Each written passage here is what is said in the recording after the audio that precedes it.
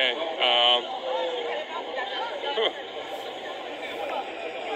People are saying it wasn't gas. People are saying it was gas. We still don't know. I automatically, coming onto the scene, seeing previous videos of terrorist attacks and explosions, thought automatically that this was a terrorist attack. So as soon as a huge explosion happened, I was 3-4 blocks away. Glass shattered, broke. I ran to the scene, was there within a minute. There was already a fire truck there. Cars were overturned, totally destroyed. Overturned cars, fire still billowing in the middle of the street. And just insane human carnage, insane suffering, trauma, lifeless bodies on the ground. Just everything you don't want to experience or see as a human being. And just blood everywhere, people running out naked, people barefoot running around on broken glass. Traumatic footage. Traumatic experience just dealing with it. I remember automatically thinking it was, a terrorist attack, because, what else could it be, especially in Paris, that has suffered so many terrorist attacks before. We just seen one that happened a couple weeks ago. What was it, 3 weeks ago? There's a terrorist attack right around Christmas in France. So obviously that's the first thing that initially came to my mind, especially just being there and without even just thinking and just acting. There's still like glass everywhere, stuff falling everywhere. I didn't even put on my helmet. Like, I was in such shock, I didn't know what to do. And I really have to commend the people that I saw, and that you probably saw in this video, that rushed to help people, rushed and set up triages, rushed and did their best to help people, because I was there with my camera, not knowing what to do. I was there still in panic and shock, and totally lost.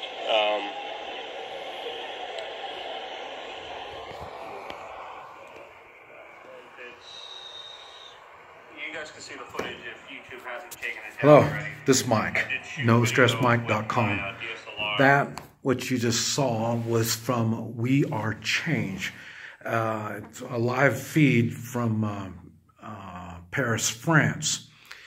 And the reason I wanted you to see this is this is what I try to get people to prepare for. And it's all done in 3-man militias.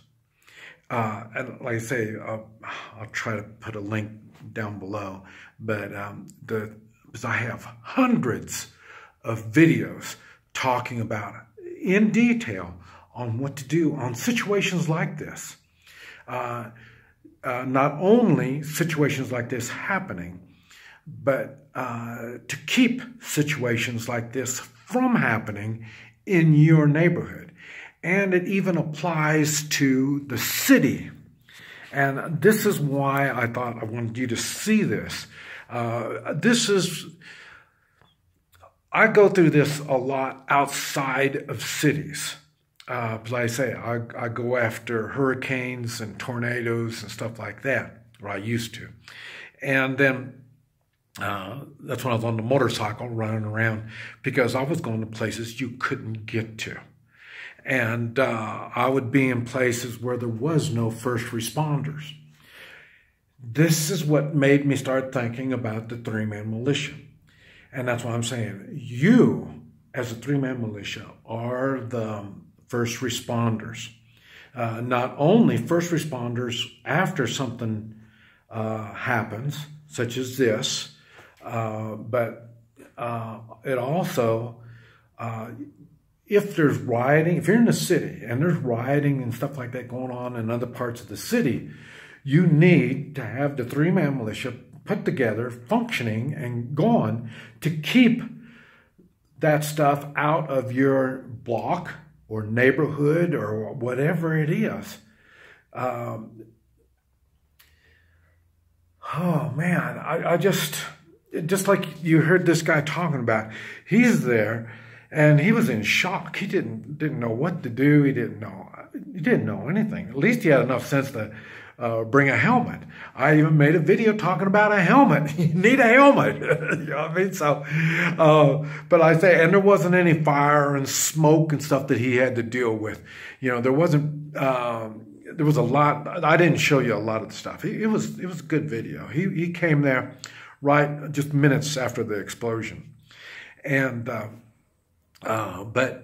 and that's, like I say, let me say it again, we are change. That's who it was that did that. I don't know if they're going to copyright material, they're going to deduct this or take my video off, but I wanted you to know this stuff happens.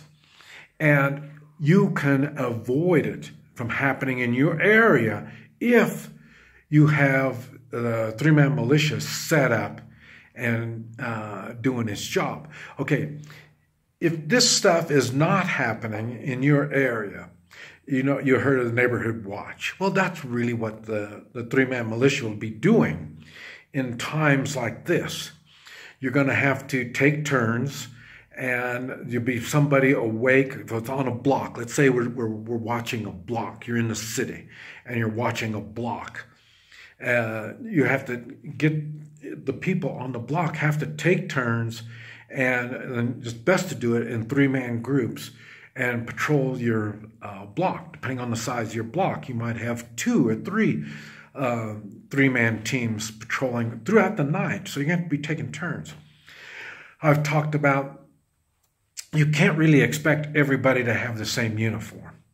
But you can have the bandanas. You see me with the bandanas. They all have really like a white bandana. You can take an old sheet, just cut it and put that around your arm. This says that you are part of the militia.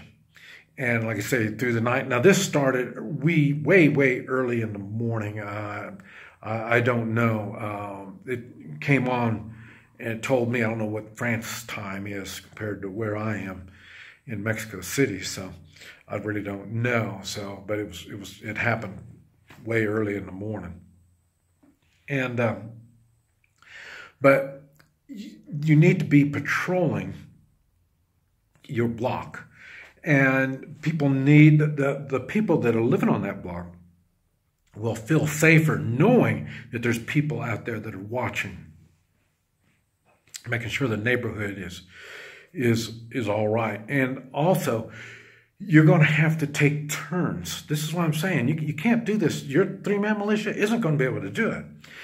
And I didn't set up the three-man militia to do everything. No. But that's going to be the leadership that you're going to have to make all this stuff happen. So, you know, you're saying, well, there's not enough three-man militias in our block to make this happen. You're absolutely right. But once the gunfire starts, once the explosions start, once all the bad stuff happens, you're going to have a bunch of panicking people unless you have the three-man militias already formed. What do we have? A relationship. You know, that's what I'm saying. People think militia, you're going to run around with guns and stuff like that. No. Same thing in Paris, or if you were in the city, stuff like that. I wouldn't. And this is what I talk about. Okay. Now, you're not always, that's why these guys, they can run around with their rifles like, you know, they're playing soldier or something like that. That's not the reality. You're going to shoot all these people with rifles running around. These are going to be threats. During a time like this, if you can imagine people like what he's talking about right there at that time, if you see people running around with rifles, it's going to get really ugly. First you have an explosion, then people run around with rifles and then shooting. You don't know who's who. You know, I mean, it's going to get ugly real fast. So you don't do that. Now we're back to concealed carry. You're going to be doing concealed carry. And then I say, if you see me and I'm around one of these kind of places, I guarantee I'm going to be having a firearm. That's what I'm saying. It's nothing like you imagine. That's why you need the 3-man team. It's a relationship. You know these other 2 guys, these other 2 people. You know who they are. You know you can depend on them. And then, so then now you can say, okay, now you go down here, take the neighborhood kid here and his dad, and you take them and you go on down that way. And then you take that man and wife and you go down that way. And you hit house to house, and you tell these people that you're going to be running some kind of a sentry or something throughout the night, and maybe even through the day. It depends on the circumstances. And like I say, now, are you going to have a rifle slung over your shoulder? Probably not. You don't want to put these people in more fear than what they already are. But like I say, you have to be ready. You have to have the rifles. You have to have all the stuff you're going to be needing. Here, I'm going to have to make part 2 on this. So this is Mike, NoStressMike.com.